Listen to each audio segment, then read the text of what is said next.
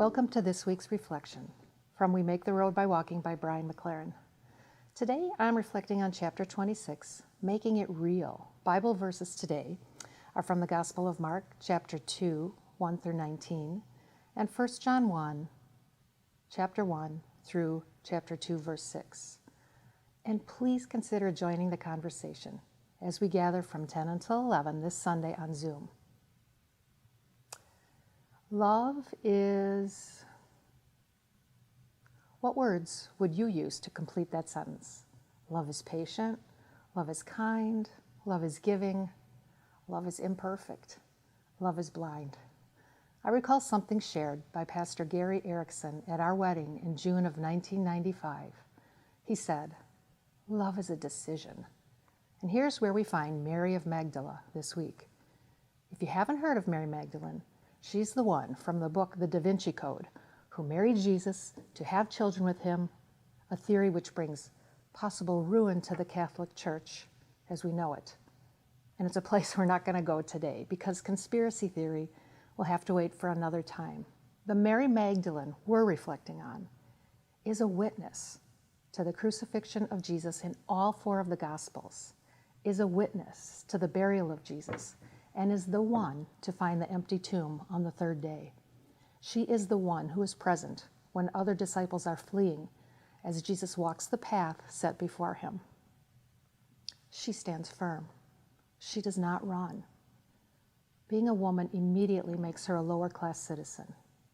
She has a shady past, having been seen as a prostitute. And if her rabbi is gone, what makes her decide to stay? McLaren sheds some light on that question as he asks us this week to imagine ourselves as travelers, hearing the story of Jesus from the perspective of Mary Magdalene. She is part of a group that is poor, unemployed, homeless, uneducated. But her face shines when she talks of this Jesus, who is healing the sick, teaching the unschooled, leading an uprising of learning and of hope. For the marginalized, for Mary of Magdala, this must look incredible. And for someone to care for people like her, I think it looks like love.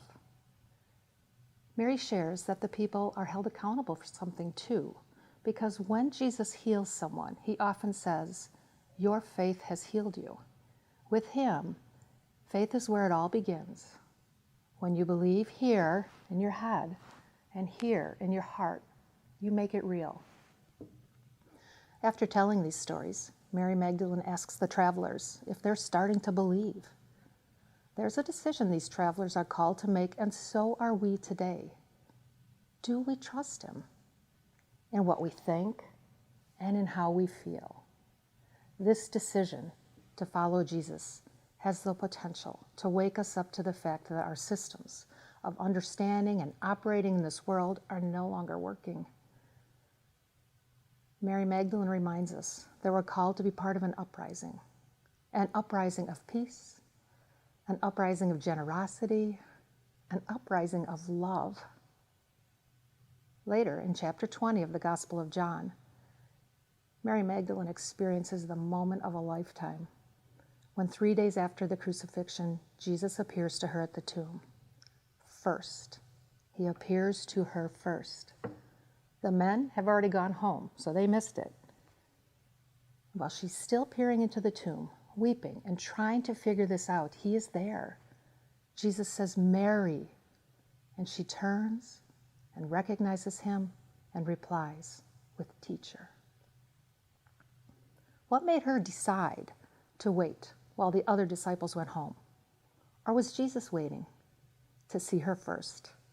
Not because of some clandestine love affair, but because here is a disciple who has paid attention the past few years. She sees what love looks like. Will you decide to see love today? Will you see it in the one who is on the other side of the political spectrum from you, or in the difficult family member?